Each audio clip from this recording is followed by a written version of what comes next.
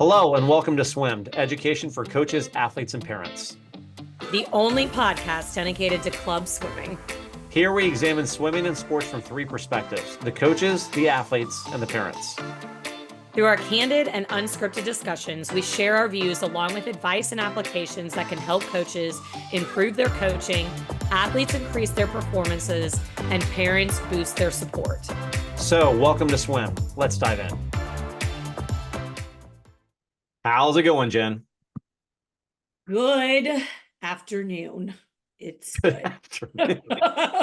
So formal around here. I'm in the middle of planning our first team travel trip, so it's a great afternoon. Oh, that's awful. That's awful. Like, is this one where you rent a bus, or you guys go in vans, or everybody's just gets? No, so it's only like 12 kids because we're still so early in the season. These are mainly the kids that have like continually kept training, that they didn't really like take a break. So it's my upper level kids. And we're going all the way down to Coral Springs. Oh, wow. Yeah. A meet at Coral Springs.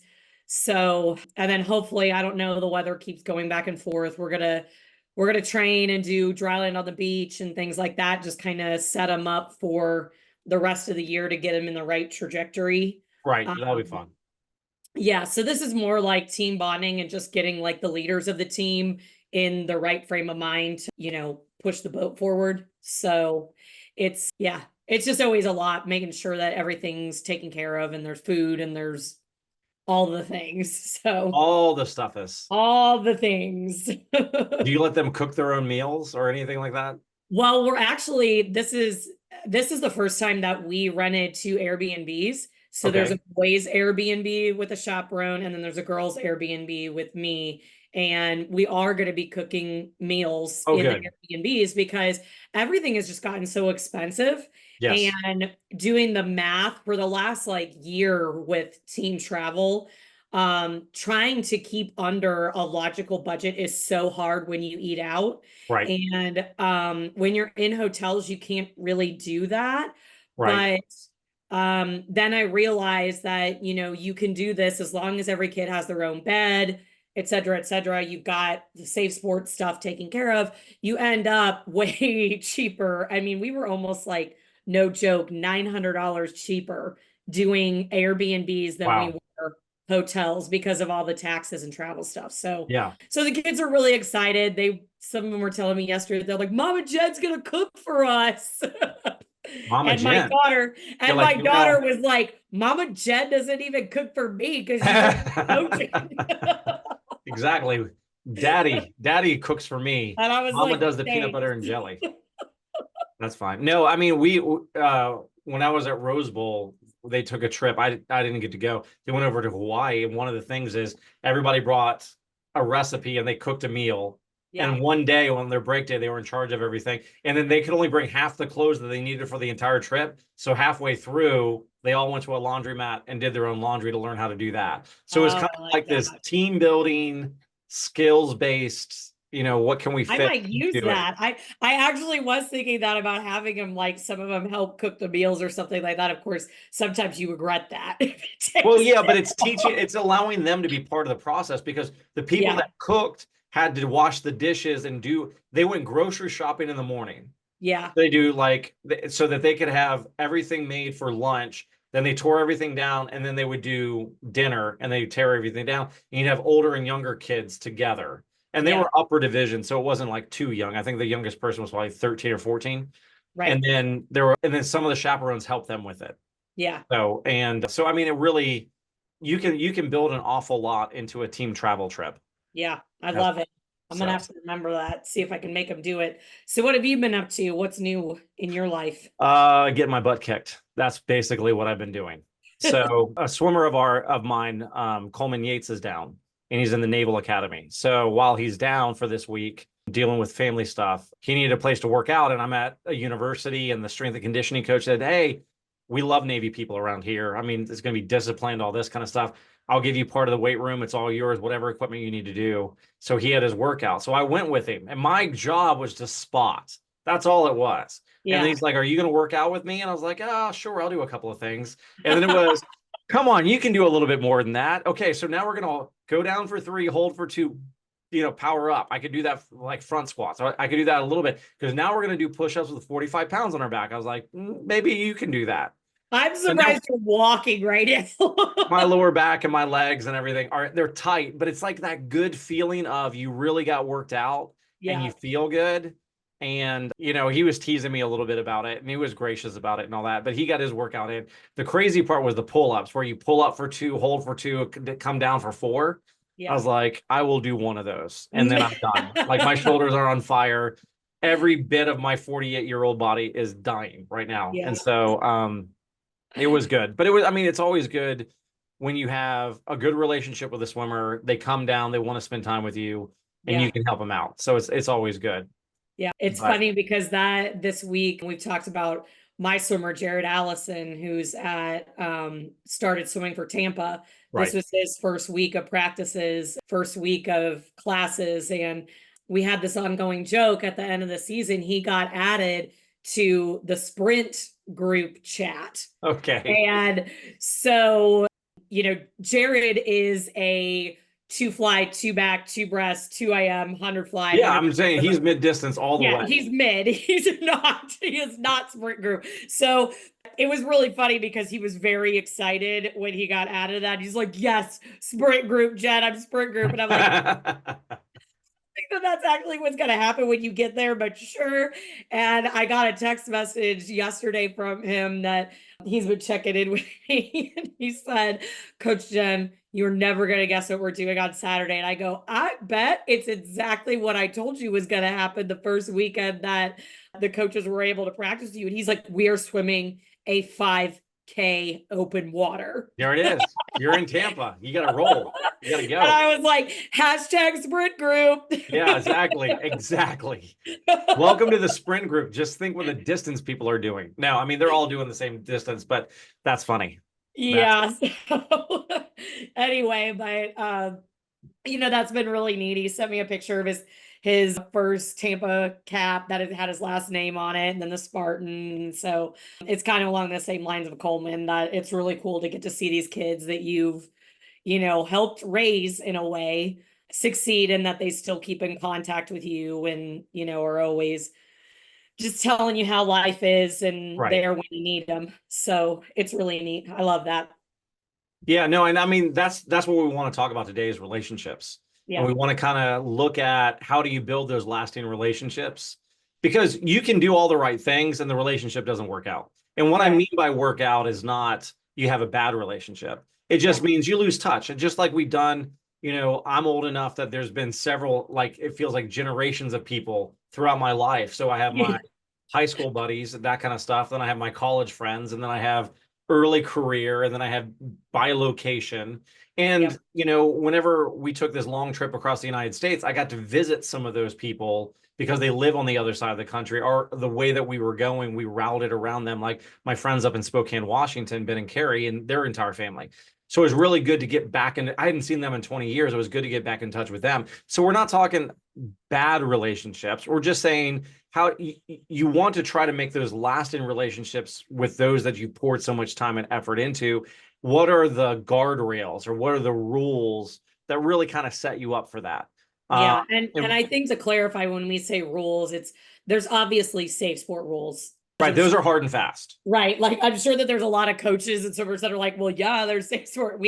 We're talking within the safe sports rules of that, to build good relationships and lasting relationships that, will grow throughout a swimmer's career in life, really. Right. Because there's just, I have had lots of, like you, I've had lots of swimmers now where some of them I started coaching them when they were 6. Right. And I've, moved a lot in the past, well, really like 15 years. So I still have a lot of their parents on Facebook, or they've added me on Facebook as they've gotten older, and Instagram. And like, now they're all getting married and graduating college. And so it's so neat to be able to watch kids that you literally have watched just learn how to swim, to like, they are becoming professionals and adults and parents and all of those things. It's amazing. So, you know, to me, I think it starts out with number one, we talk about this all the time, but the culture that you have on your team. Yes, absolutely. And what I mean by that is it is perfectly okay if the culture on your team, you do not want that type of interaction, that you want there to be a very, very deep seated line where that type of friendship, I would even call it, Right.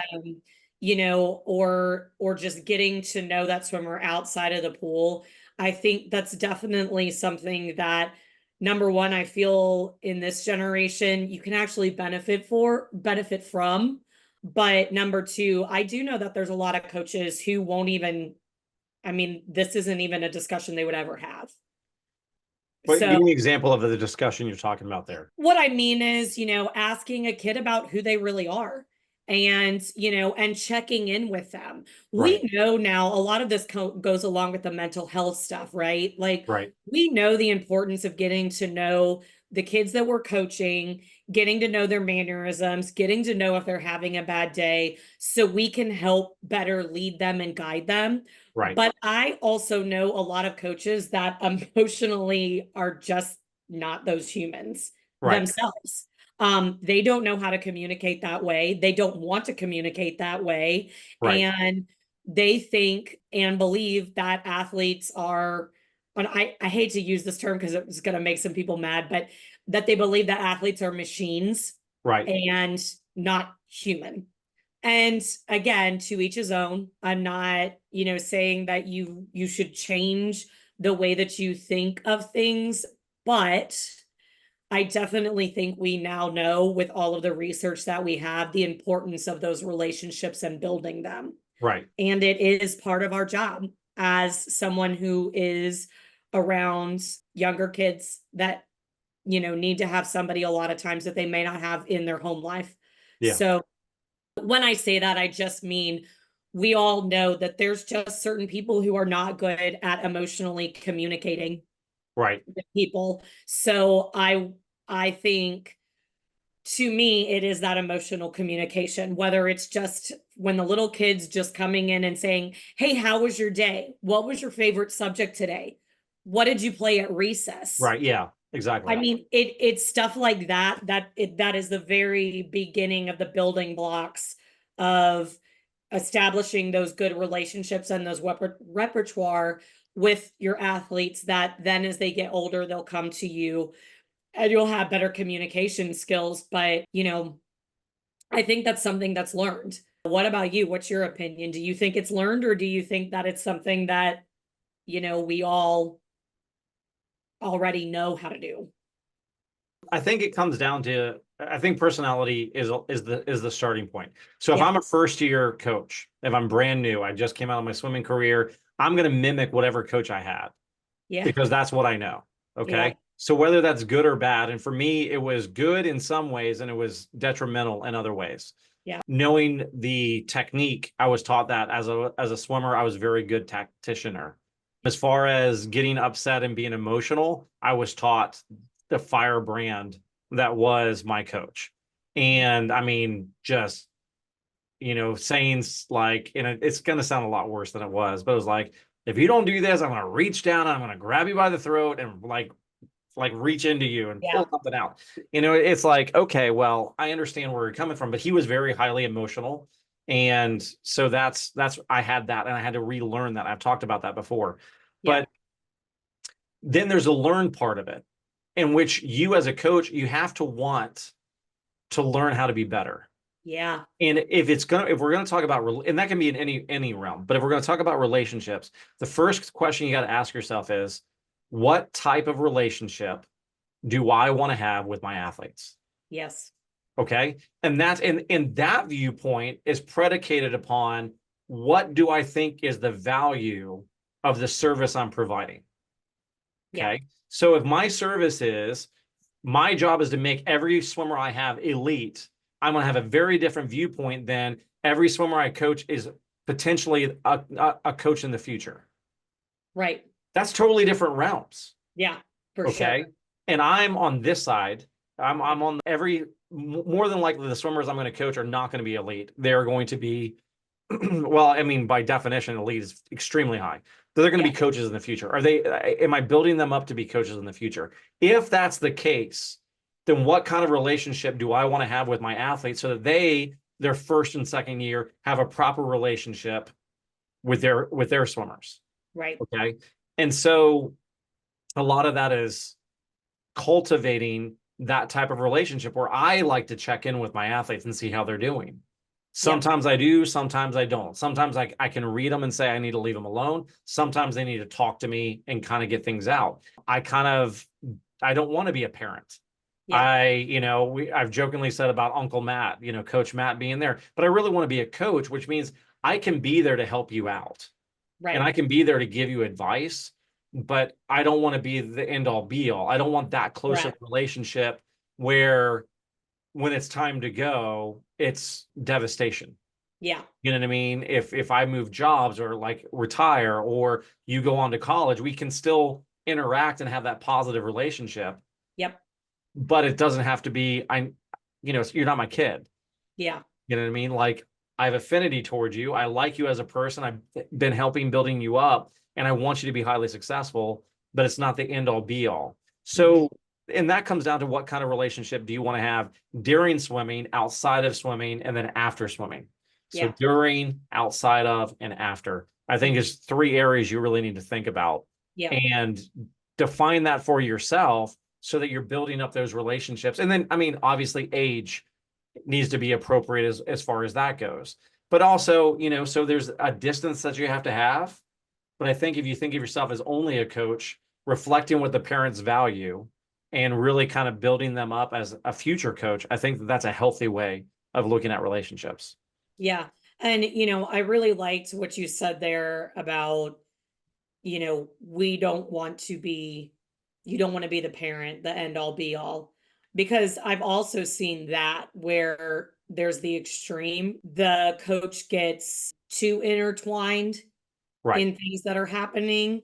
And I think it gets a lot harder, honestly, as kids get older. Yes. Because a lot of times those senior swimmers spend more time with their coach than they do with their parents. Yes. And I know that's qualified because 2 hours of that, they're by themselves in the water. Yeah, right. But I mean, it's the fact that, as kids get older, sometimes, unfortunately, coaches are the ones who have to send the text message to the parent or give a phone call to the parent and say, hey, I overheard, so-and-so having a conversation I want to make you aware of. Right. Because it's genuinely concerning. Because a lot of times parents, as those kids are able to start driving and they're on their own more, that parent relationship a lot of times starts growing apart. And, but I think that also it's a matter of treading lightly when it's your responsibility to make sure that that swimmer is safe and smart and doing what they're supposed to be doing. But there's a whole nother ball game when you're trying to tell a parent how to parent. Well, yeah, never get in that position. Right. And that's a very big thing with me is that, number one, it's important to be honest. And when I say that, it's important to be honest if a parent comes to you saying, has my child been at practice every day this week? Has my child, been doing this or doing this? Have you observed this behavior? It is so important, no matter how much you may or may not like that swimmer, that you tell the truth. Yes. Because you are not, in the end, the one who is at home with them. And there will come a day and time where you will no longer be in their life. So. And if you cross that line, it'll be very soon. Correct. It'll be very soon. That is where I always caution, coaches that in this relationship talk that we're having, I always say, you you can have a friendship there, a relationship there, but everything still needs to be back a little. You Arm's need to length. always have protection for yourself. Because I have had situations with parents that, they have tried to pull me in the middle. Really? Oh yeah. And again, and I know a lot of our coaching friends too that has been in this situation, for instance, like divorces, when parents have gotten divorces. I've had, certain parents try to pull me in the middle of it, of so and so's not doing this and so's not doing that, or I'm completely in control. Don't communicate with that person. And if you are not being wise enough to make sure you are staying completely neutral Right. and protecting yourself, that can get very, very dark and very hard very quickly. Right. And again, I would say that was something that I was lucky enough to learn from some of my mentors, that I got to kind of watch them navigate numerous situations like that, Right. or situations where like a swimmer would lie to a parent about coming to practice, right? Right. That they would come into the parking lot and park in the parking lot, so their parent thinks that they're there, and then they turn off their location on their phone Oh, wow. Yeah. and then go wherever they want to go. Right. So their parents saw that they went to the pool, and then when the parents like, well, why couldn't I see your location? Oh, I turned my phone off when I went into the Right. pool. Or there's not a good reception within the pool, Right, whatever it is. exactly. So things like that, again, that's part of the relationship factor of, no matter how much you may have built a good repertoire with that swimmer or with that family, you have always got to make sure that you are 100% truthful and you're 100% checking your facts. Right. Um, because in the end, and this is something that you and I talked about, one of my mentors said to me when I watched him, unfortunately, again, get hurt by a family that Right. he very much, cared about. He said the biggest lesson that he, could pass on to other generations was, no matter what, no matter how good of a coach you are, no matter how good of a person you are, families are always going to choose what is best for them. They Right. are always going Period. to do what is best for their swimmers and what is best for them, no matter how good of a person you are, no matter how good of a coach you are.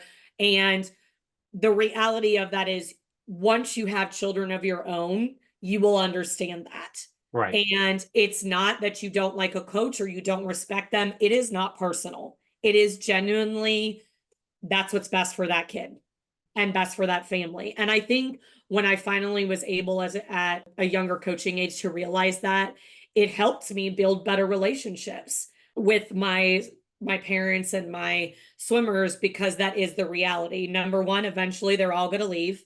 Right. No matter what. Your family, your own family, is not going to leave. So always remember that. Right. And just number two, making sure that those relationships that you're building are guarded enough to um, make sure that you don't get hurt yourself. Right. And I think that's something that a lot of parents don't, and athletes don't really get, is the amount of time that coaches put into their swimmers and into the families.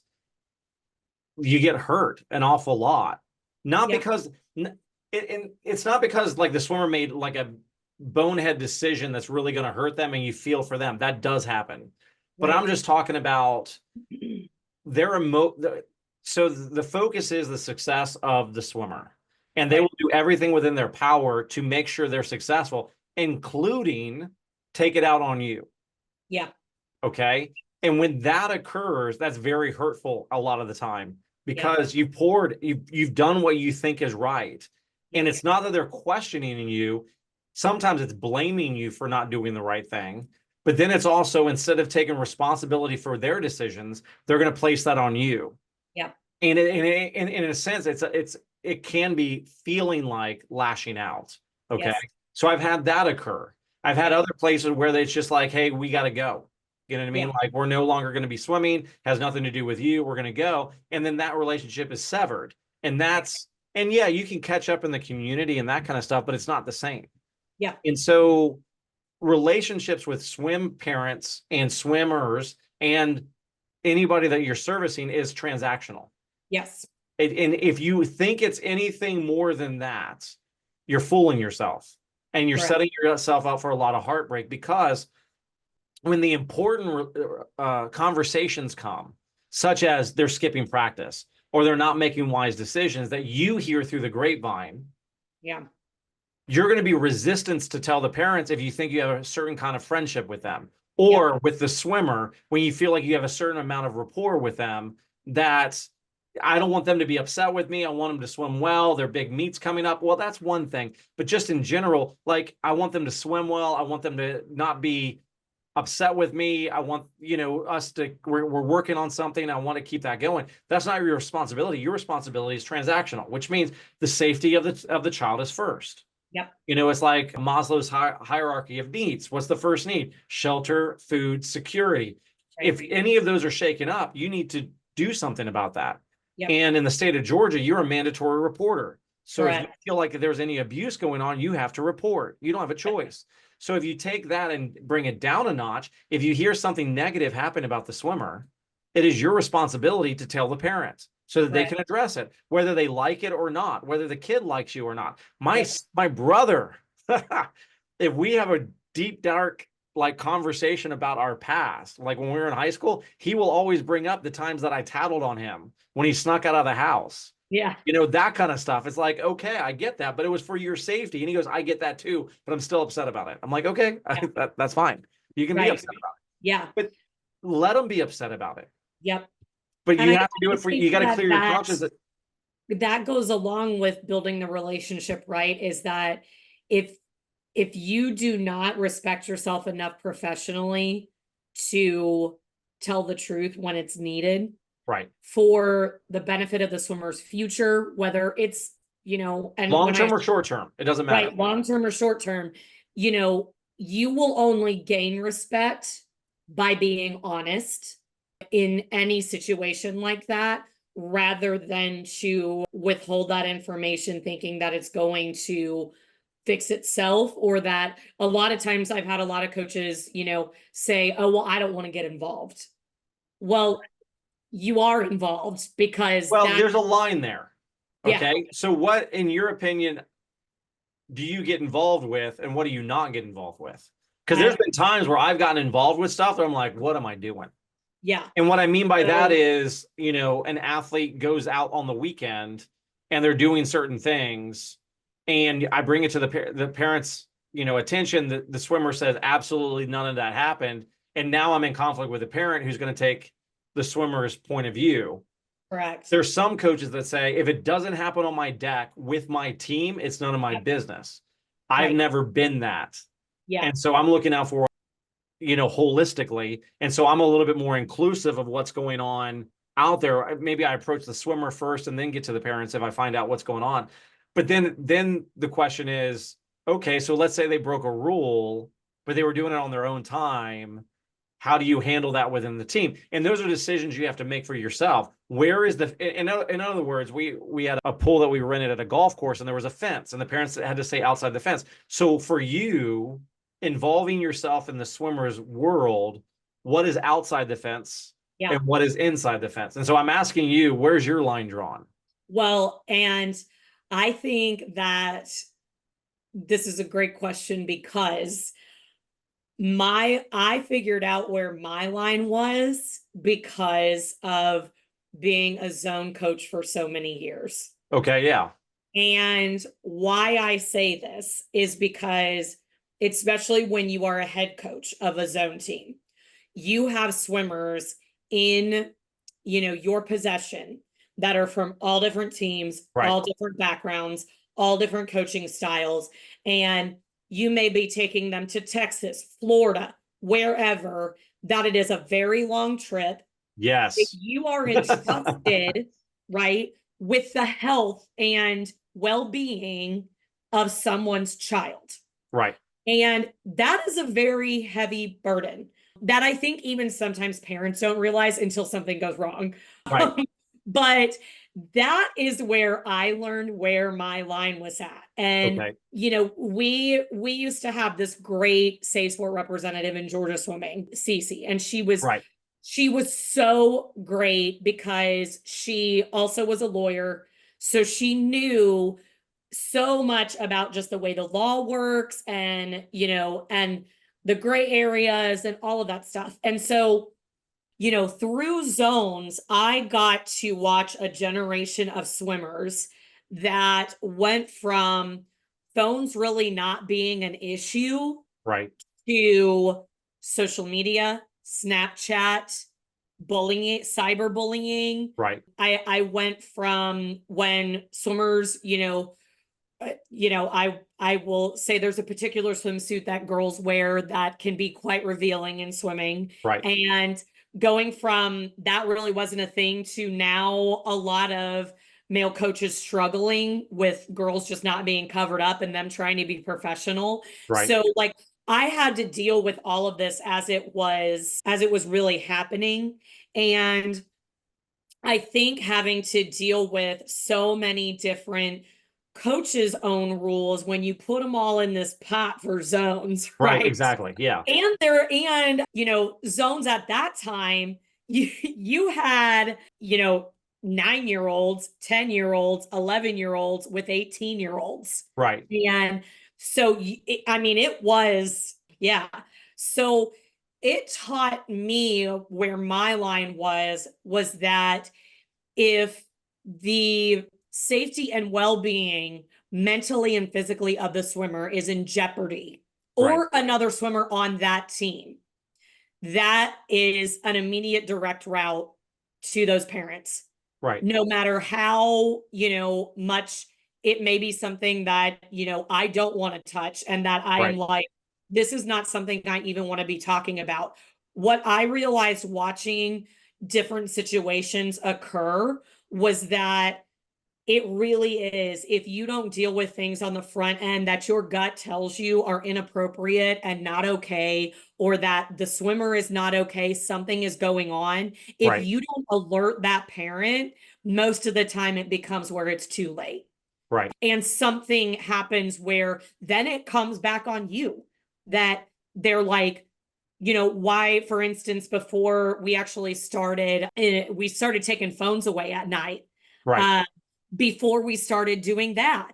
I mean, no one thought about it, but there were, kids in rooms with other swimmers and they were taking pictures, taking selfies and not even realizing that someone was behind them changing. Right. And, simple things like that. And that's where I feel like I really established where my line was at with just developing those relationships, that a swimmer needs to be able to trust me, that no matter what the situation is, they can come to me and I can either be a mediator to have a discussion with their parents to say, hey, this occurred, it was brought to me. Whatever you decide out of this is not up to me. Right. But I need to make you aware of the situation. And after that, it is up to you. Now, as far as something that is safe sport, just like you brought up, Mm-hmm. we are required to report that. Oh, absolutely. Yeah. There is nothing, you cannot avoid that. And unfortunately, there are coaches out there that do not report things and do not do what they're supposed to do. Right. But you have to. And that even means, things that are on social media. I mean, I had a situation again that I can say, it was really when Snapchat first came out. I had to go into a room with a board member with 3 sets of kids and parents because they were Snapchatting really hurtful, terrible things nonstop. Was Right. that happening outside of my team? Yes. But are they on my team? Was it affecting my environment Right. on my team? Yes. Right. That's when we pulled them in. Right. Because it was causing issues for our team.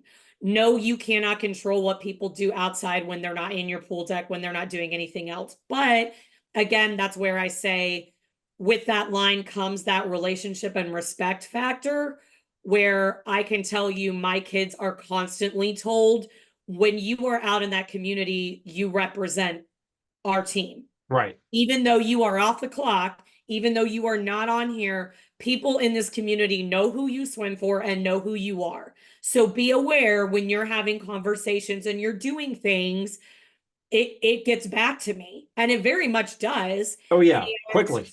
yeah, very quickly. And I tell all of them, and I was like, if you are not representing our team to what our standards are, there will be a discussion. We are going to have a discussion about it. Right.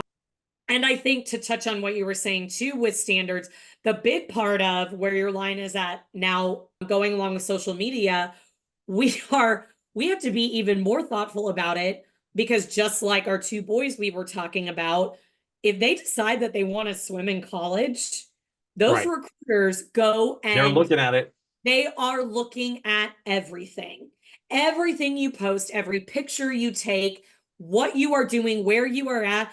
And even, there has been many circumstances where people have, other athletes have sent pictures and social media snaps to those universities saying, this is one of your recruits. And those scholarships are pulled like that. Yeah. So that's a responsibility that we've all really taken on since social media has happened, that even though we may not want to deal with it, our job is, again, to try and help that kid get recruited. And part of that is teaching them social media responsibility. Right. And, that words matter, the things that you post matter, and they're never going to go away. And, I give, with the parents' permission, obviously, that is something that I will ask parents when kids are getting recruited, that I'm like, do you want me to go? And, we can't be friends with them on social media, but I was Right. like, Of do you course. want me to go and scan it as if I were, a coach in college, and let you know if there's something that I think is flagged, is a Right. bad thing. And Right. I've had a lot of parents that have done that they're like, yes, please, because there may be something they never even thought about that, I've said no. Yeah, that's got to go.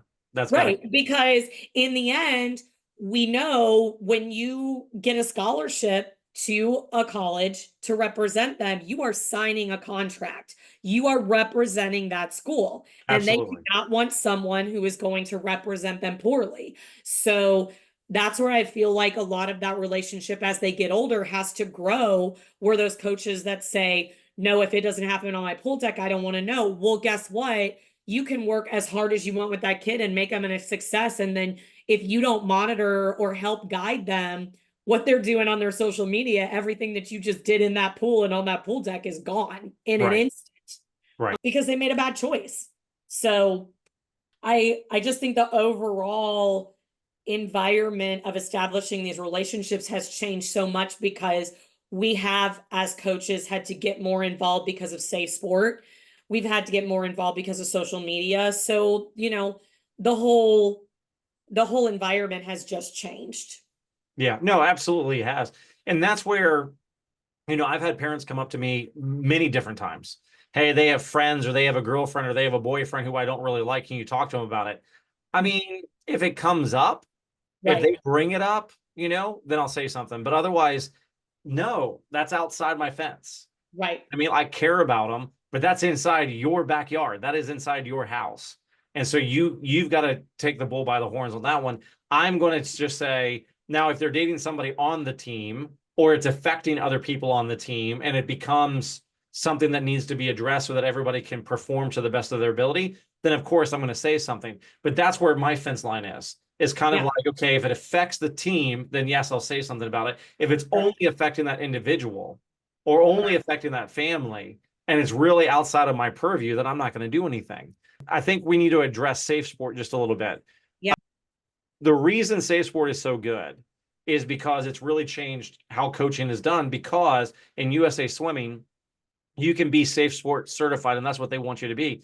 And when you do that, you bring the athletes in to have a talk with the safe sport representative, and they can learn about it.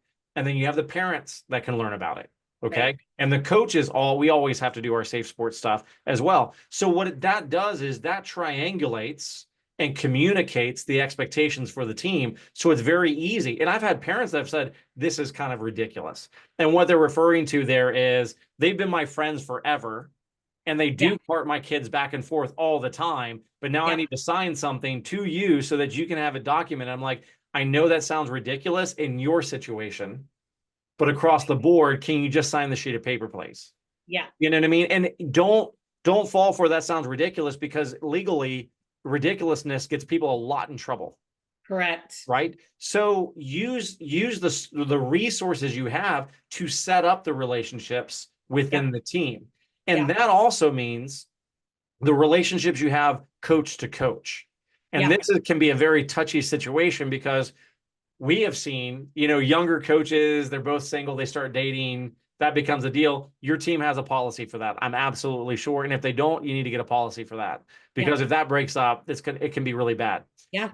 But the question you have is, okay, so as a head coach, what kind of relationship do I want to have with my assistant coaches? Yep. And then what kind of relationships do I want them to have with the team? And so it's this two-step down. And then the other question is, what kind of relationship do I want the assistants to have with me as a Yeah. head coach? And Right. so, and you can say, well, the relationship you have with the assistants is exactly the same as you have the assistants with the head coach. That is not true at all. No. No. Because you can have a respect from your assistant coaches to your head coach that verge on fear, depending on Right. how you interact with them.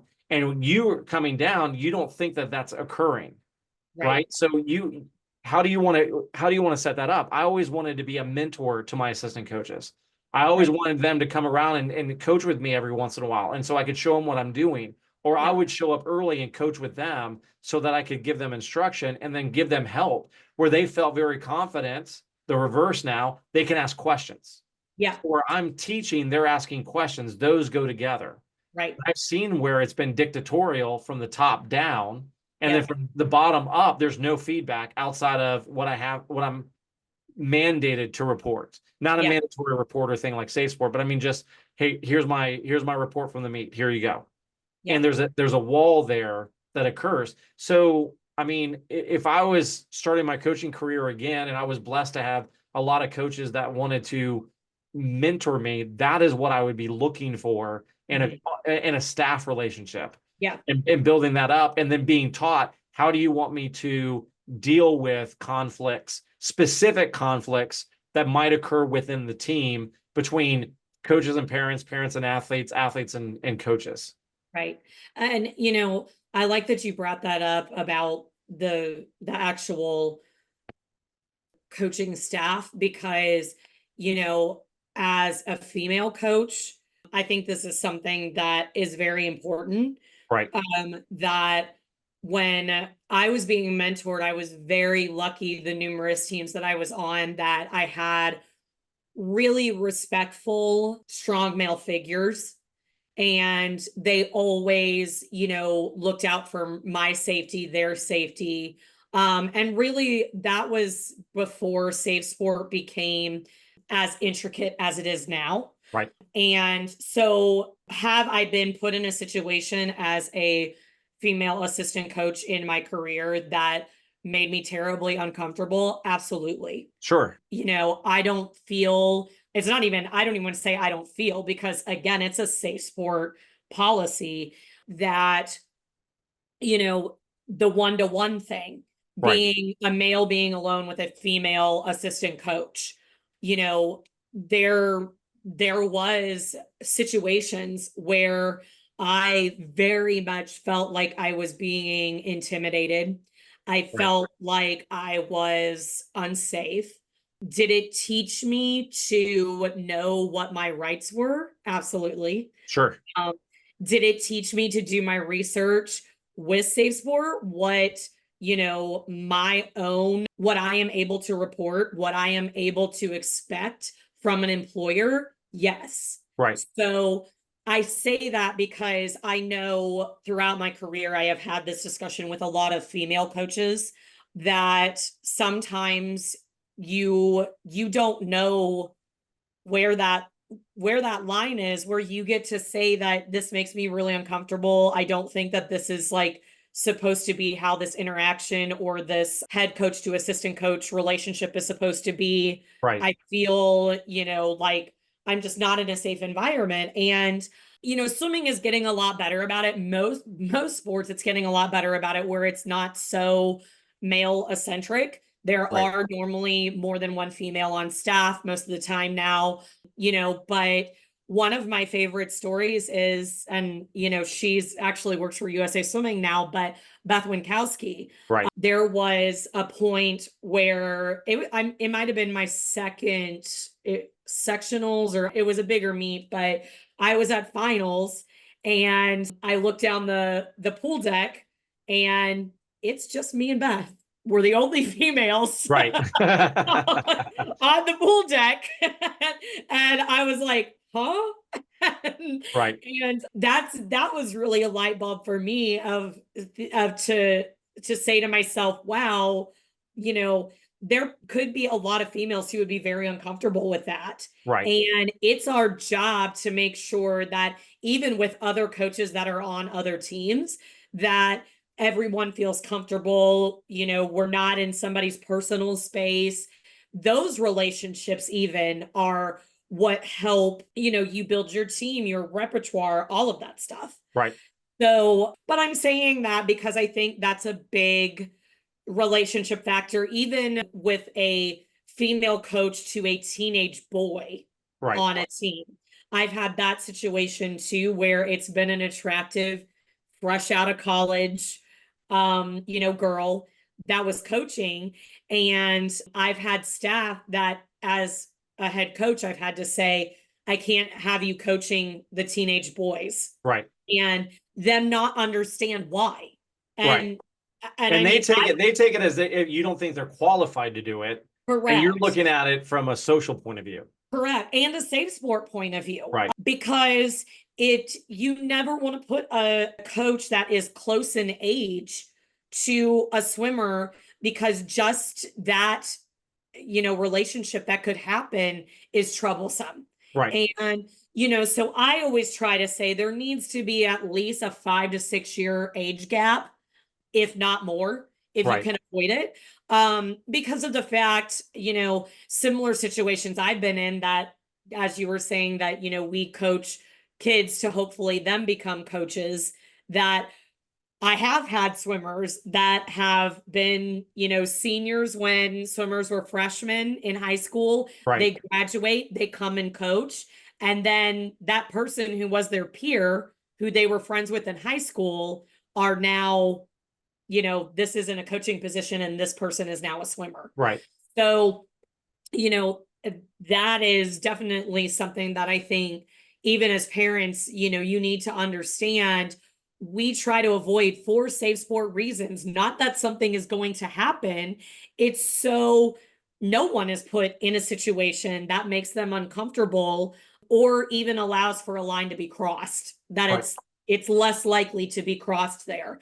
So we have all of those tools, we have all of those mechanisms there with safe sport to help us have some guidance. And I do think that too, we live in a world where sometimes it isn't apparent that something is right or wrong. Right. And you don't want to make a bad decision as a coach, as a parent, as a swimmer, that you don't realize breaks a safe sport rule. Right. Right. Yeah, absolutely. So I think that that's part of, building that trust, knowing where that line is, and making sure that you're just covering your bases, that, the people that you are serving understand, yes, there needs to be some kind of relationship there in order for this athlete to succeed, but Right. you also need to know where those lines are, especially from a safe sport perspective, to help everyone involved. Yeah, and I think safe sport's a good guide. I think that other things that are important for coaches, for me, at least whenever I was, is having relationships with coaches within the team, Yep. that are professional, and I can use them as sounding boards, but also the coaches outside. Yes. And there's been several times that I've gotten jobs where, do you know so-and-so? Yes. And they'll give a phone call. That one phone call is Yep. to make or break on the Yep. relationship that I have. And so you've got to think, how do I want to be perceived in the Yep. swimming community? But then you also want to have sounding boards. There are certain coaches, even today, even in my personal life, that I will go to because they've been a mentor to me within swimming, and I can trust their wisdom Yep. that they will help me out if they can. Not just like traveling and helping me out, but just giving me advice that's going to Right. be helpful And to me. listening when you need it. I mean, Yes. Like they know how to handle themselves and what our relationship is. And there's some coaches I'm very close to, and there's some coaches it's still a mentoring relationship, but I'm not as close to. And so we know that relationships are going to change, but having those relationships outside of your team that can be a sounding board so that if something's going on inside the team, you yep. know, you have an outside view. There's been several times that I've been asked by another coach, here's what's going on with me and the team.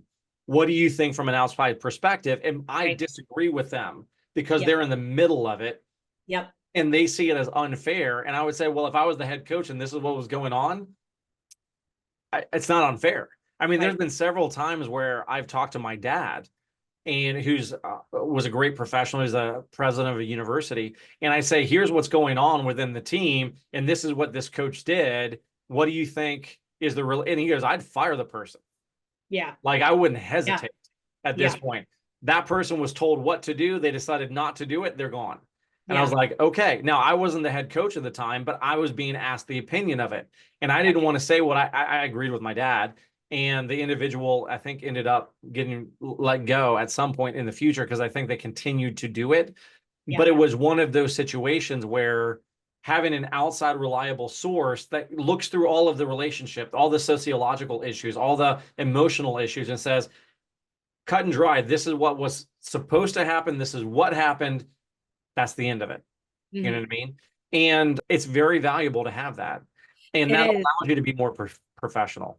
Yeah. And, I definitely will use the example to me where my team came from. Heath Edwards was somebody that, and he still is, to this day, that he he was the first person that probably showed me and taught me that you can still have a family, still be a parent and coach, Right. and how to separate the two. Yes. And that was a very freeing thing to watch someone be able to execute that and execute it successfully. Right. um Heath also was, is one of the coaches that I got to watch really mentor kids. Right. um he believed in that family like atmosphere that my team is now, of these are not machines, they're Right. humans. Your job is to help develop them to be good human beings, Right. not just swimmers. Right. It goes beyond just a workout. You have to develop them to be good kids, to be the future of, the world and the sport. And it was it was something that I can definitely say changed my life, to get to watch a club and a coach that did exactly this. I mean, Heath swimmers to this day are always, every time they're in town, they want to have lunch with them. Right. Exactly.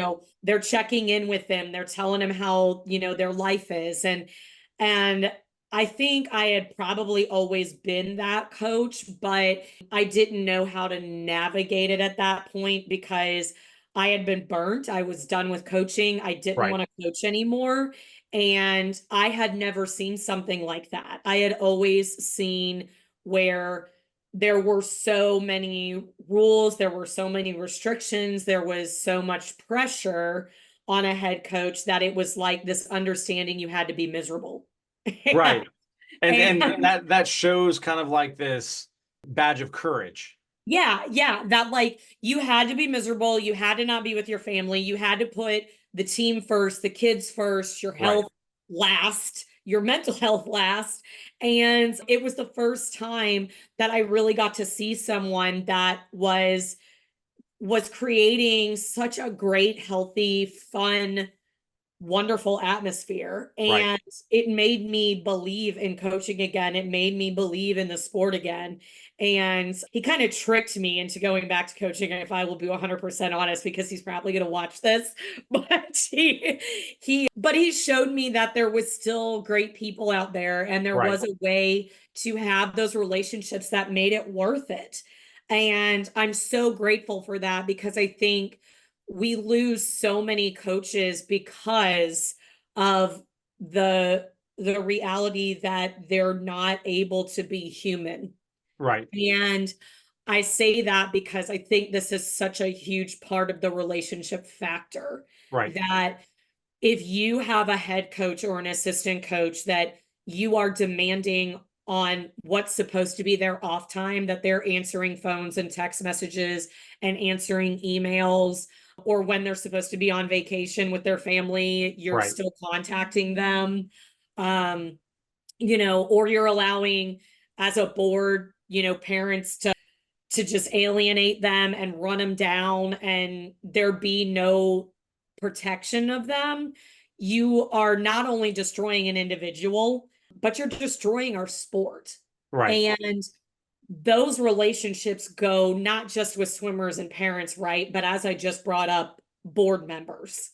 That if you've got a board ran swim team, you need to have those relationships that your board has your back. Yes, And 100%. First and and foremost. yes, first and foremost. And it doesn't mean that they have your back for you to be a bad human being. Right, of course. It means that they have your back when, too much is being asked of you, Right. when you need a mental break, when you need somebody to advocate for you. It should never be that a board is demanding something out of a coach that sacrifices their health, sacrifices their mental health, Right. and sacrifices their family. And I'm really proud of USA Swimming as a sport as a whole, because I do feel like that is becoming more and more important and people are being more and more vocal about it. I love that because I think so many of us have experienced burnout. Right. We've experienced not being supported. A lot of us have trauma from it, Right. whether we like to admit it or not. But I love that now so many people are realizing the importance of all of those things to build a better relationship, to build a better environment for the team as a whole. So, swimmers and parents and boards and coaches, it's just so important that you realize everyone is human. And no matter how much you want to avoid it, the reality of it is we have human emotions, we have human interactions, and you will be better for it if you are more thoughtful about those things on a daily basis Right. for everyone involved in the situation. Um, so I from a personal standpoint, can say the best clubs that are in existence right now, you will see their staff on those pool decks laughing together, Right. smiling together. You will see a head coach that is healthy. And I don't just mean physically, I mean mentally too. Right. That they are taking time for their family still, they are taking time for themselves still. And if that environment does not exist, you need to figure out a way how to make it happen. For Yes. sure. Now, you're not going to get the best out of your team or other swimmers if you're not healthy. Yeah. That's a given. You have to be mentally, physically, emotionally, socially. You got to get along. I mean, even in the job that I have at the university, I get along with colleagues very well. There are some that are not very collegial, and you can tell because their teaching is not as good, and their research, it can be there. It depends what their focus is, but some of them it's not very good because there's so much baggage going on. And I Yep. think that in the same way, if I walk onto a pool deck, I want to see, as a head coach, I want to see my assistant coaches having fun. I Yep. want them laughing. I want to be able to joke with them. I want to be able to share stories about what's going on in my life Yep. outside of swimming so they get to know me holistically. They get to know my kids. They get to know my wife. We're not hanging out. We might have a coaching staff dinner. We're not having just some coaches over and other coaches not, because that's a realm of a team. And so I'm going to Yep. keep everything together that way. And I'm going Right. to package that and say, okay, that's my team life. And I want my family as part of my team life, but I don't want the team life as part of my family. Right. Correct. And they're not friends. they're colleagues. And though I have a very close relationship with some of them I communicate with on a regular basis as they've moved on to other teams. And so we stay collegial and a mentor relationship, and that grows. It's healthy because I didn't put them in the wrong category. Yeah. Right. Save Sport says, here's the categories you can and cannot have. Cool. But I also have colleagues versus friends. My friends are different than my colleagues. My friends and my colleagues are different than my family. And you've got to put those guardrails up and the fence up for each of those relationships on who you're letting in and who you're not letting in. Yes. And the ones that you don't let in, if they get upset about it, well, that's on them. Yep. You know what I mean? And that means that you need to re-communicate where the line is. Now, you don't have to say, listen, now I have these fences, you see, and you've crossed a fence and you can't cross that. No, I mean, it's not that clear cut, but you've got to say, hey, look, this is where I see our relationship and this is where it is as far as we are colleagues. And so this is what that looks like. But you have to have healthy relationships regardless. And when they're not healthy, that toxicity goes everywhere. So if you're not having a good relationship with the coaches on deck, the swimmers and the parents will feel it. And then that gives them permission to act out in the same way that they see you acting out. Yep. Right? Correct. So it's the same way, the way that me and my wife interact in front of my children is going to teach them the way that a marriage relationship or a dating relationship should be. And the way that I treat my in-laws compared to my parents is the way that my kids are learning how to treat me and how they're going to treat future relationships. So it's all interconnected. So the same way, if the way that I treat my assistant coach, so they do something really numbskull, just off the rocker, not unsafe. Okay. Yeah. Just something like, oh, are you serious? You did that? There was one time I was coaching and it was like during a Christmas, and I said, if you miss a day or if you miss a set, I'm going to bring you back in and you're going to do that set. Well, this one swimmer came in and I made her finish up the old set before I brought in the new set. Dumb idea. Absolutely off my rocker. I have no idea what I was thinking. Right. And the parent got really upset. And so we had to have a conversation about it. But the head coach came over to me and was like, what are you thinking? Now he was away from the kids, but he didn't tear me down. He just came over and said, hey, what are you thinking? Yeah. I said, well, I want them to get all he goes, no.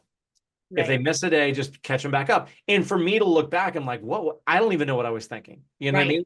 Yeah. But because of the way that we could interact and because of our relationship inside on the pool deck, but then also socially outside the pool deck and the mentor relationship we had, it was very easy for him to come over and be on my side of what was going on. And it was a teachable moment for me.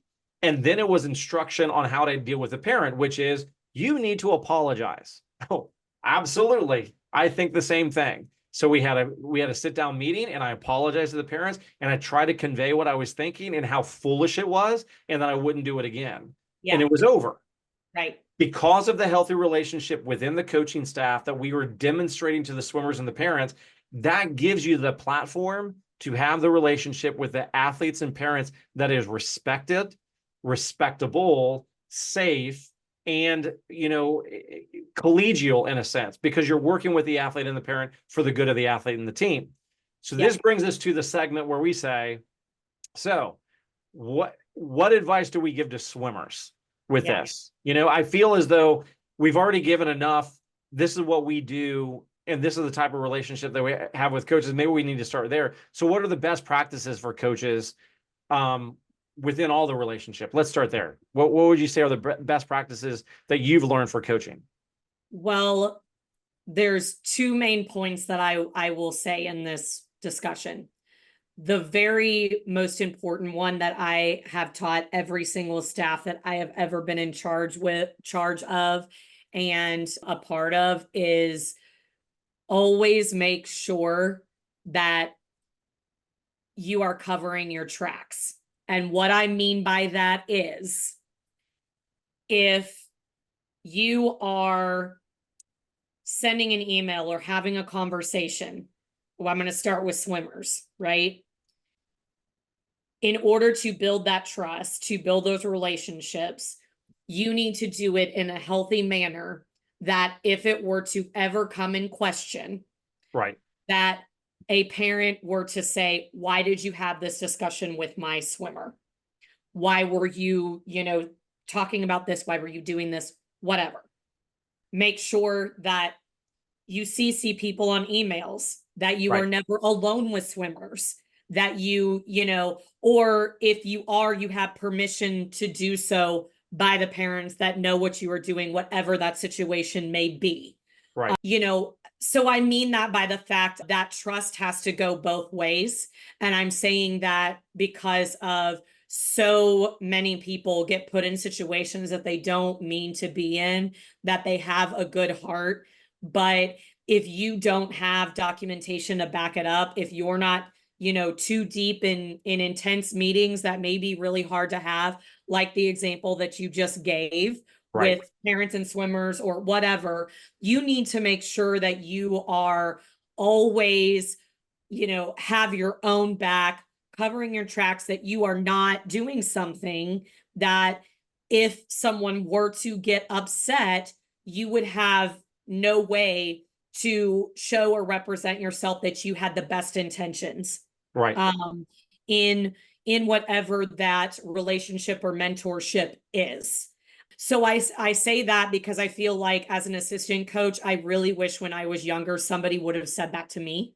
Right. And would have told me, always BCC the head coach when you email somebody. If you got to send a text, make sure the parent, knows that you're texting. If you've got to do this or you've got to do that. Like, no one really taught us that until Safe Sport, again, does a good job about that now. But I just think it's so important in developing the trust between anyone as a coach. And that even means with your head coach, right? If you're an assistant coach and it may be something that you feel very uncomfortable having a discussion with that head coach, make sure that you've got another assistant with you. Make sure or ask a board member or, someone that can just help be there in case.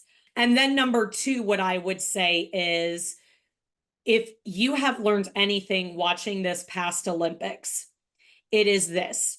You can fight this all that you want and say that athletes, are machines and they need discipline and you don't need to know what's going on in their life. You don't need to know what, is happening at home or anything like that. You can fight that as much as you want. Right. Or you can go and look at literally what we call the GOATs in, the last 10 years, Michael Phelps, Caleb Dressel, Simone Biles, LeBron, all of those people, you can see where they had to take mental breaks. Right. And if you as a coach are not taking the time to, in the smallest amount, be able to get to know your swimmers, that when something is going on and something is off, you are failing your athletes. Because what will end up happening is they will either completely leave the sport or they will get to a point in their career, even maybe whenever they have left you and they are in the hands of a college coach or whatever, where they cannot continue their career because they were never shown that they were cared about beyond that sport. Right. So those are definitely my top 2. What about you? What's your 4 coaches, would you say? Okay. So what I've learned through my coaching career, I'll give a couple of quick examples and then we'll move on to athletes. But as a head coach, it was always important that I set the example, but I also set the the expectations for how we're going to communicate. And I had to communicate that very clearly. So if I wanted to talk to an assistant coach, I didn't mind going up and talking to them during practice where everybody else is around. Right. They felt more comfortable because I pulled them into a room by myself, or pulled them over on the side. They thought I'm in deep trouble. Right. And depending on what it is, they might be in deep trouble. Right. But I'm gonna talk to them where nobody else can hear us, and we kind of chit chat about it, so that we're all very aware of what's going on. Number 2, anytime that an assistant coach wanted to talk to me about something, I would say, do you want to bring somebody with you? Yeah. Okay. I would give them that option so that if they wanted to, it was very clear it was a welcome. And that meant to me, that would give me the sign, this is a contentious or emotional or some kind of a big problem that they needed to have. So I wanted to welcome that. Okay. Yes. So that's number one. And then you would set the standard for how are we going to interact as a group? And you set that up by interactions outside of the pool deck. And you set that up by how you are the example of what is good communication versus not good communication. And then you try to really make sure that everybody was involved with the emails. When dealing with swimmers, I give this advice to the physical educators that I have out there. Any kind of conversation that I have with a swimmer, I document. Yep. Anyone. And it's real simple to do. Phone, record. Hey, I just had a conversation with Jen. We talked about X, Y, and Z. This is what we're going to do moving forward. It was at 2:35 on an afternoon. Right. Click. That's it. And then I would type it into a spreadsheet. And so now what I usually tell my physical educators is once you have the first contentious interaction, then you start tracking it, because that becomes legal tenor. So that if there's a big conflict, you can pull out I talked here, I talked here, I talked here, I talked here. Where's your evidence that you see what I see? And a lot of it is hearsay. A lot of it is my swimmer said this happened. Well, here's the notes that I took afterwards. Here's exactly what I said. Here's what they said. Here's what we agreed upon. That's it. And that really does protect you in a lot of sense. And then when the swimmers know that that's going on, it protects you as far as what they're willing to share. And then, if they share something personal, it's extremely important. Right. I've had swimmers come, can I talk to you, please? There's something going on at home. Sure. That's totally fine. But we're going to do it here on the pool deck where everybody's around, and I'm going to document it. Oh, you're going to document it? Yes. Okay. And if they continue to go on, it's pretty serious. So you're setting up those expectations because you want to be the consummate professional, not their buddy, not their uncle, not their dad, not their whatever relationship you would have, whether you're male or female. You want to say, I'm a professional and I'm worth coming to when things are really stacked up. And then the same thing happens with the parents. I always tell the parents, hey, if you want to meet with an athlete, we can meet all together. Sometimes, depending on what it is, if I'm going to meet with a parent, I want the athlete there so they can bring in their input. Yep. Sometimes I want the husband and wife together. Yes. Okay. And so what I do is I try to facilitate what I think is going to be conducive to the best outcome that's going to have there. But every interaction that I have with parents, I write that down, whether it's a good or not good. Correct. Whether it's a brief one or not. And it doesn't have to be intricate. It doesn't have to take half an hour every day. Just get it down and with a date and a time so that if they refer to something, you can quickly look it up and say, no, this is what we talked about. Right. Here's what I have written down. And it allows you to have a better communication. Okay. Mm-hmm. So I think that if you're very thoughtful on how you handle yourself in those relationships and realize that you're trying to be a professional and a colleague above a friend, you're going to set yourself up for correction. Because anytime that I've ever felt really friendly with a family or with, parents or with the whole of the family, it is transactional at the root, and you can't change that. And so you're just setting yourself up for something that's not going to be what you think it's going to be. All right. So what advice would you give to athletes as far as building a relationship with their coaches and other teammates? So athletes, it's the same thing that, I'll repeat it because my swimmers who have been with me for many, many years know this, that, I say the coaches are not your parents. Right. But we do need to know, number one, if there's something going on, because we can't help you if you do not feel comfortable enough to tell us if something is going on. And by that, it's not necessarily that you broke up with your girlfriend or boyfriend. It is, today I had a really bad day at school, somebody bullied me. Today I didn't get enough sleep last night because I was up all night. I didn't get enough sleep last night and I need to go at the back of the lane. That is the kind of relationship that you need to build with your coaches. But you've also got to be respectful in the fact that, number one, you shouldn't know your coach's whole personal life. There is a difference between, you can know, what their kid did yesterday. If, they're talking about it, you don't need to know how their relationship is going with their spouse or boyfriend or girlfriend. You don't need to know what they do on their spare time. Right. I mean, that's none of your business. But you need to feel comfortable enough with the coach that you have that they can guide you, they can help you when something is wrong. You feel like you can go to them, because that is going to make you a better athlete. It is going to help you work harder, and it is going to help you buy into the program that your coach is presenting to you. Right. If you never come forward to establish that connection with whoever that coach is that's coaching you for that season, or numerous coaches, then when something is wrong, it's going to be very hard for that coach to help you. And it's the simplest thing that I can reference of even an injury.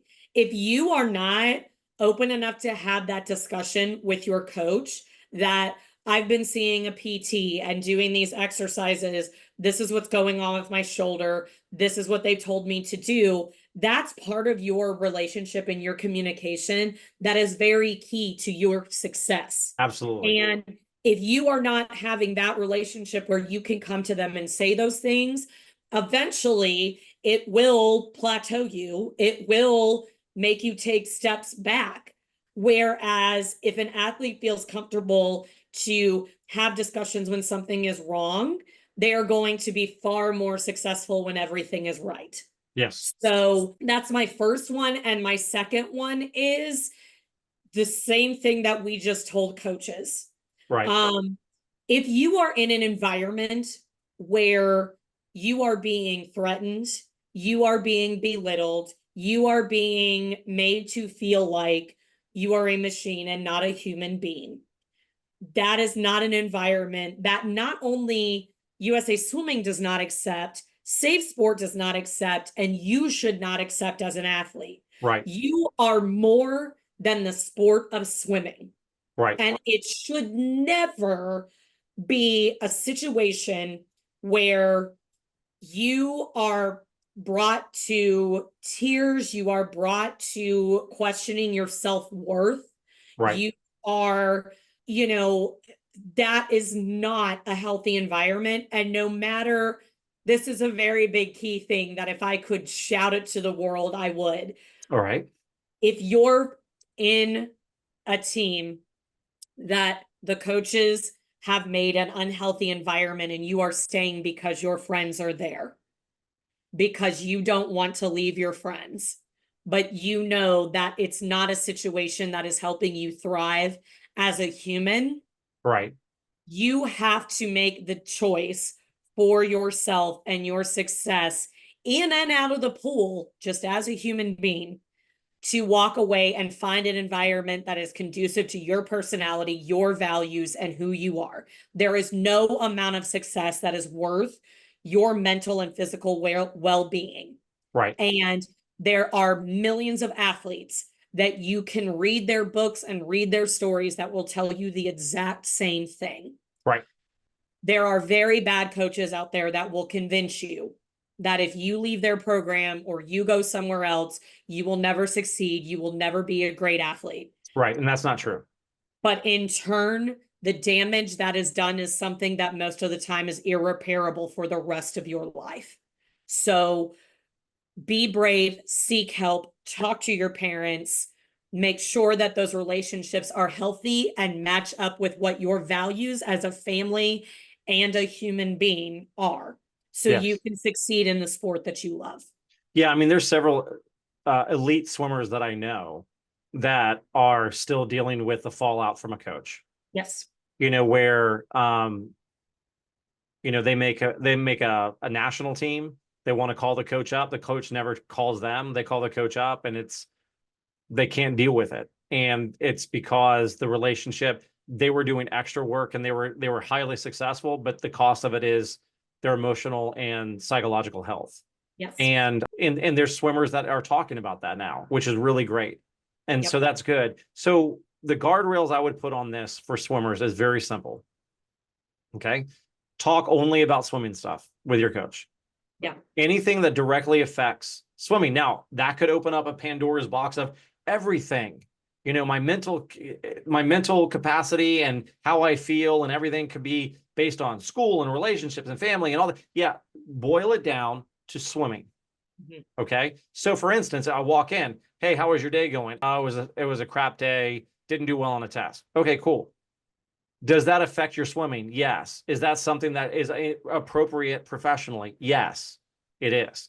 But I don't need to, the coach doesn't need to know the ins and outs of your relationship with your parents and everything that's being said, and your Yep. relationships with boyfriends and girlfriends, and your relationships with all the other people that are way outside your extended family and all this. And a coach shouldn't be telling you about their personal relationships by any stretch of the imagination. Keep it professional. Yep. But you need to talk about those things. I was up late last night studying all night. I'm not sure what I can do. If I was the coach, I would say, why don't you do a meet warm up and see how you feel? If you're exhausted, go home and get some sleep. Correct. See, that's a very professional relationship right there. That's very good. And you can ask for advice. I had one swimmer that came up to me and said, I got in trouble with my parents, Yep. but they're going to punish me for one thing, but I really did something different. And I don't want the punishment at all, but I understand what I did was really kind of boneheaded. What do I do? Okay. Right. You're not going to get past this until we talk about it Yep. at swim practice. So we're going to make it real. And it was before this individual's practice. So I could be very pinpointed and say, go to your parents and say, I know you're accusing me of this, but it was really over here. Punish me for this. And I want you to show maturity. And I Yep. talk to them about being responsible and how Yep. they can be a responsible individual. Yes, that's getting on the personal side. But again, I'm talking about responsibility. I'm not talking about their personal relationship with their parents. So swimmers need to come and be comfortable sharing that type of information with their coach, but just say, does it affect my swimming? Yes. Does it really affect my swimming? Well, no. If this really doesn't affect my swimming, then don't talk about it. Yep. And I think that if you keep that in mind, that's really good. Now, caveat to the tiers at practice. Small asterisk there. Yeah. If they're young swimmers and they're Yes. bawling before they come to practice, Yes. parents keep bringing them to practice. Because more than likely they're playing video games or hanging out with their friends or hungry or something, and they don't want to come to practice because they're in a mode and they don't want to switch. Yep. Now, if they're in tears after practice, talk to your coach immediately. Because even before I go and work out, like with Coleman, we talked about at the end, I was not looking forward to it necessarily. I wanted to spend time with Coleman and see how he's doing, but I did not feel like lifting. And then today I'm sore as all get out, and I wish I maybe wouldn't have done so much. But afterwards, I felt really good.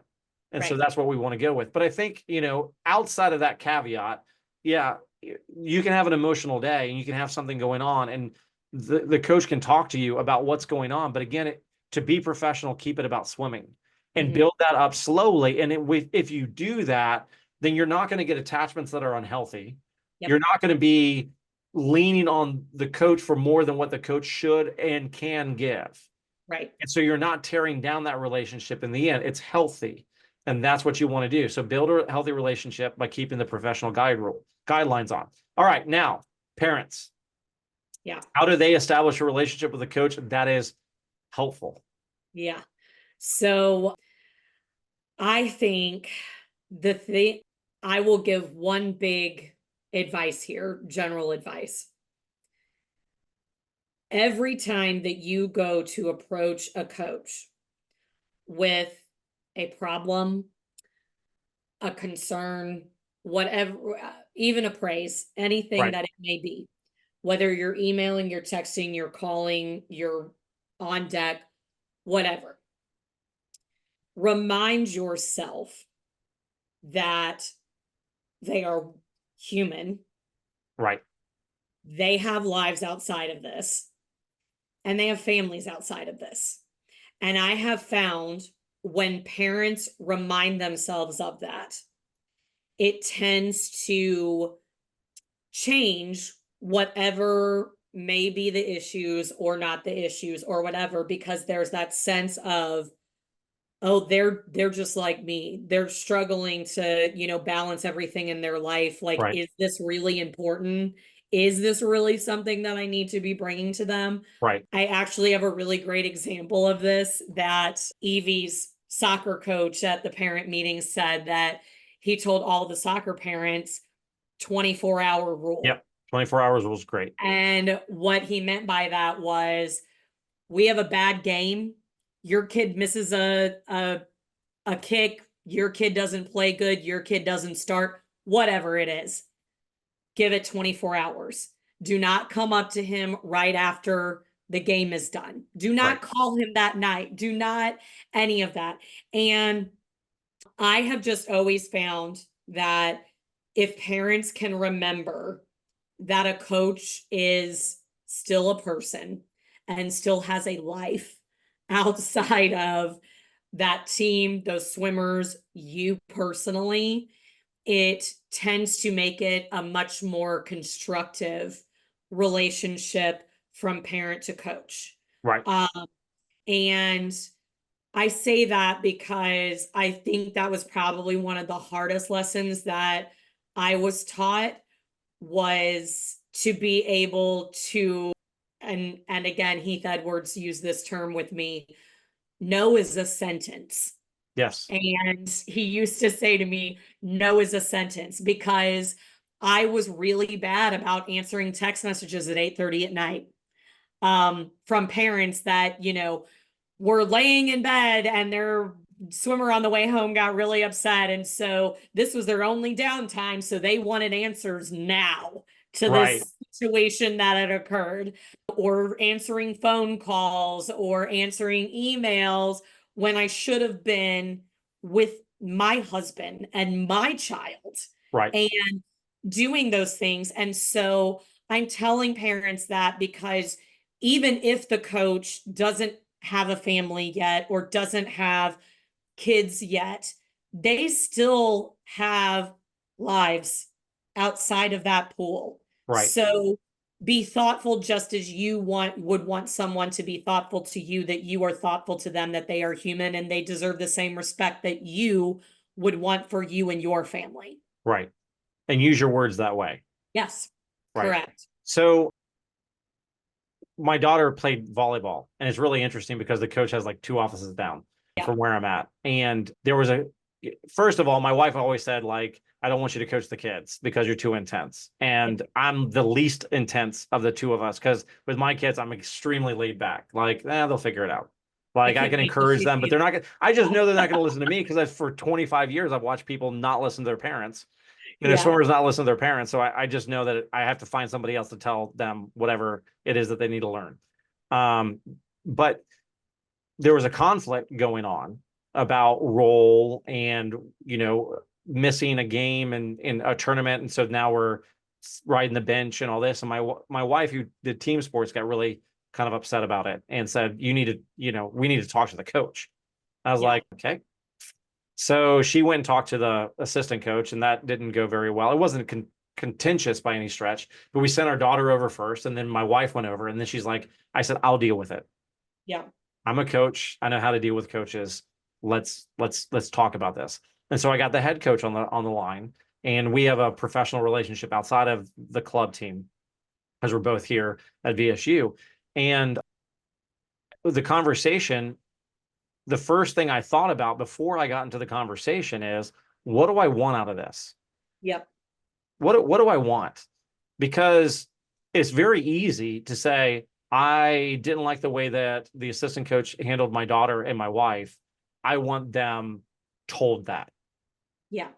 And there's like retribution that I've seen parents have toward coaches. Like, I felt bad, so now you're going to feel bad.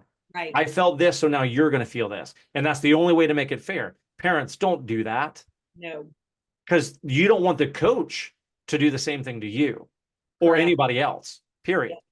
So you've got to take that emotion in and say, okay, so what? Yeah, I was upset with the way that it was handled, but is that my ultimate goal that I want to have here? No, my ultimate goal was my daughter needed to learn a new position to get on because she was going to rotate 2 different positions now. Right. She wasn't going to be the full-time setter. She was going to be a setter and a hitter, and she didn't pay attention to the hitting. And the assistant coach thought, well, you're the setter, so you know what the hitter does. Well, no, she knows where the spots are, but she doesn't know what the hitter does. Yep. And we need to make sure that that's occurring. So when I went into the conversation, that was my ultimate goal was, hey, do we need to get extra lessons so she can learn this, so she can be a better fit for the team? Or can you go over this during the team practice? What is the best way to do this? Yeah. Right. And I did mention, we had my daughter talked to your assistant coach, and this is what the assistant coach said. Then my wife talked to your assistant coach, and this is what the assistant coach said. I said it without emotion. Yep. Because I'm not trying to punish anybody. I was giving the facts, and I didn't say how I felt. I didn't say the way that my daughter felt or my wife felt. I just said, we've already addressed, and this was that conversation. I've addressed it here. This is this conversation. So based on those conversations, how do you want to handle this? Yeah. And instantly, the coach, because she's a professional, said, I'll talk to the assistant coach about those conversations. Thank you very much. Here's how we're going to handle it. I will be there at the next practice. I'll make sure that your daughter gets the instruction she needs. She doesn't need to pay for another, lesson kind of deal, because it's very simple. She doesn't. And the thing is, my daughter thought it was a whole new thing to learn. Yeah. And my wife, I think, was in the similar. And I was like, is it just a small tweak? And she goes, yeah, it really is. It's just, she knows where the spots are. She's already 50% there. She just needs the other 50%. And that's not hard to do. Right. And so it was a very productive meeting that allowed the emotion to calm down. So I went back to my wife and my daughter. I was like, okay, here's what was said. Here's what happened. This is what you're going to learn. And as soon as they realized that they were going to learn the right thing, because that's the root cause. That's what it is. It's outside of the emotion. You have to tone down that emotion as a parent. And once I could tone down the emotion, now I can approach the coach and say, what is it that I need for my daughter? I need this. Cool. We're going to get that. Yep. And maybe you're not going to get what you want. And that's where you can negotiate. Okay, so if that's not what my daughter needs, then what does my daughter need? Mm-hmm. You tell me what my daughter needs, and then I'm going to support my daughter to get that.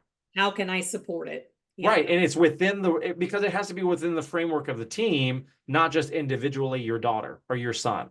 It has to be within the framework of the group, within the framework of the coaches, within the framework of what we expect out of our athletes and our parents, that the coach is coming from. And so there has to be a negotiation. So if you go into it negotiation, not accusation, you go into it negotiation, not emotion.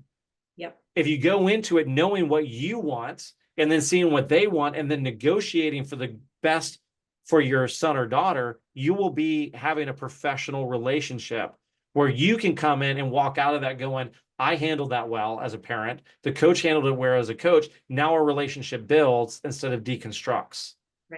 Right. And at the end of the day, I guarantee you that the coach that I talked to went and talked to the assistant coach in the appropriate way to make sure that they were learning the lesson they need. I wasn't supposed to teach the lesson. I don't know the coach that well. Yep. Right. But I had to say factually what was going on, not what I wanted to have happen. And I think that the 24-hour rule and knowing what you want at the end or what you want out of the negotiation is really important. And realize that you're probably going to have to give something up to get something that you want. It's a negotiation. It's a compromise. Right. And you've got to be able to work that in, find the facts. It's hard as a parent to pull back that emotion because you're so invested in your family. I get that. Yeah. But I am a parent that has a daughter and a son in sports. Correct. My son is now in swimming. So now I get to be the parent on the deck when that occurs. So that's where you need to get to. And if you can't do that, have your spouse go. Yes. Or email. Yep. Or up front, you know what you say? I'm really emotional about this. I'm going to do my best. Yep. I'm going to try to treat you with respect. And just by saying those words, you will probably follow through with that. Right. So relationships are very tricky. I think we could go on for hours and hours and hours. And maybe in the future, we just go coach-athlete relationship, parent-athlete relationship, coach-coach relationship, and really dive down deeper into these. But I think that these guidelines for all of the coaches, athletes, and parents are going to really set you up for success. Definitely. Whatever platform you're listening to, make sure you subscribe and hit the like button. And if you loved us, leave a review. Also, if you're interested in getting more information from this episode, click the link in the description and we'll send you notes from this episode. Finally, do you have a topic to suggest or want to share your thoughts? Email us at swimedinfo@gmail.com. swimedinfo@gmail.com. Join us next time for a thoughtful discussion about swimming and how coaches, athletes, and parents can improve their performances. Thanks for listening to Swimmed, education for coaches, athletes, and parents.